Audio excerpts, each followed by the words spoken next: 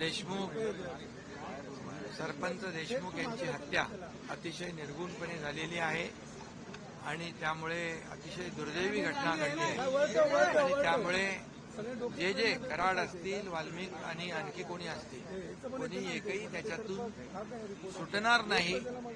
यांना अशा प्रकारची निर्गुण हत्येला फाशीशिवाय दुसरी सजा नाही. बदलापूर प्रकरणामध्ये अक्षय शिंदे की हत्या झाली यामध्ये केम हॉस्पिटल और मेडिकल कॉलेज का आज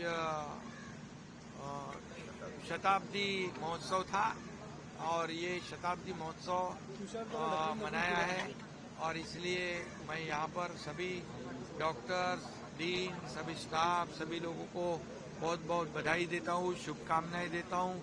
100 साल